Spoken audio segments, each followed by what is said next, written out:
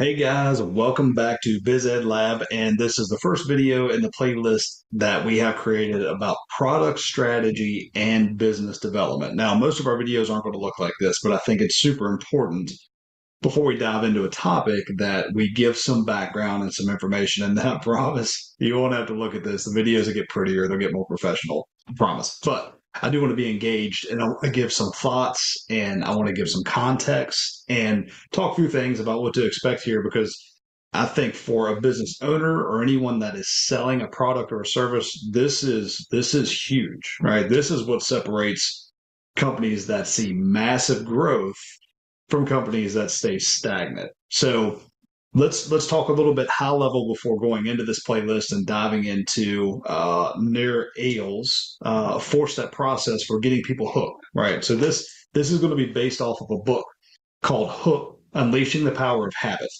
This book was written by Nir Eyal, which uses psychology and business to create habits and habit formations of clients that use a product or use a service to continue to come back. So I want to go through an overview here that I truly find this captivating. And bear with me because I have notes on my screen. I want to make sure that I don't miss anything while setting this up before we go into the content that I truly believe will help your business. Right. So in this playlist, we're going to go into Nur's fascinating world of habits and discover secrets behind why we get hooked on certain products, services, and even experiences. Right. So if you're a salesperson, you're a manager, you're a business owner, or an entrepreneur, and you've wondered how companies like Facebook and Starbucks and Coca-Cola and others manage to continue to capture clients and have habitual users of their products, then this is exactly what this playlist is about.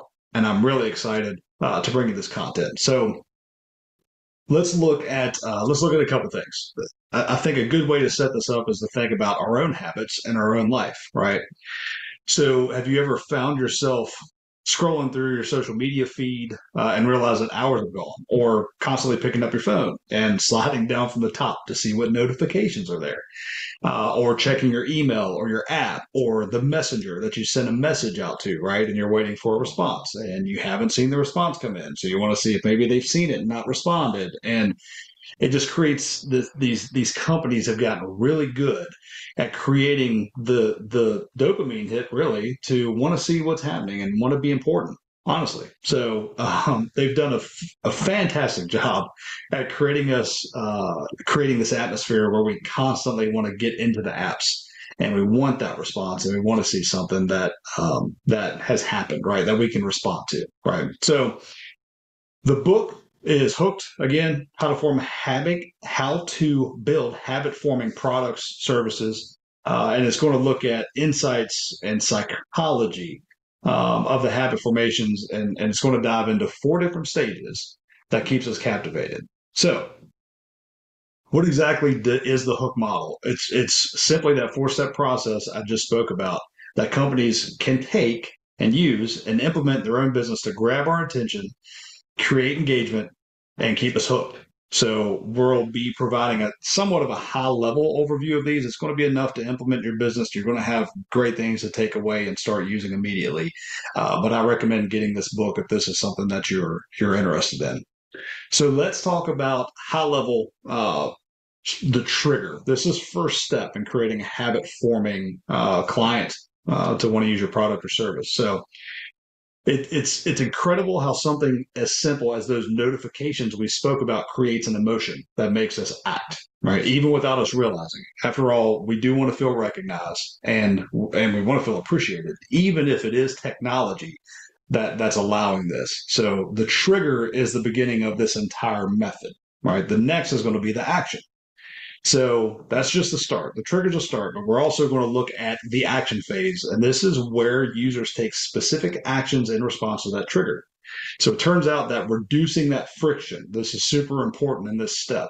Reducing the friction of taking the action and making it as effortless as possible is a key to creating a habit forming experience. All right. So we're going to look at some practical strategies that companies use to make their products irresistible just by reducing the friction after they've created a trigger.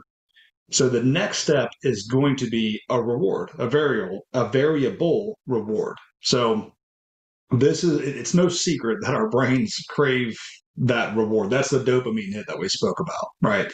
So did you know, however, that variable rewards, they're going to be even more captivating. So by creating an element of surprise and unpredictability, companies can keep us hooked. They keep us constantly seeking that next hit of satisfaction. That's like a never ending cycle of anticipation and fulfillment. That's why we haven't received that response yet in Messenger or a text that we sent out in our iPhone.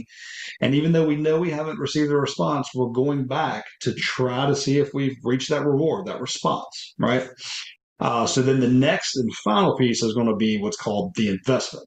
So this we're going to touch on the investment, and this is as a user, they're investing their time or their efforts or their personal data into the product or service itself, right? So when they start doing this, they're going to develop a sense of ownership. And it's going to make it harder for them to break away. They're committed in a sense, right? So we're going to look at strategies that companies can use to encourage users to invest more, whether that's time, whether that is personal data, or whether that is their own effort. It's going to forge a stronger and longer lasting relationship. So no matter what level you're involved with at your company, the psychology behind this book, I think, is tremendous and what it can do for our business and our services and what we're ultimately selling and giving to that consumer as perceived value. Right. So that's it for the introduction. This is probably the most boring boring part of this playlist, guys, but I think it's important to give some insight into what we're getting ready to go through. We hope you enjoy the videos. If you haven't yet, hit subscribe or wait until you see the better videos that we're putting together here to cover each one of those stages. So we look forward to seeing you on the next ones, and we look forward to this helping your guys' business out.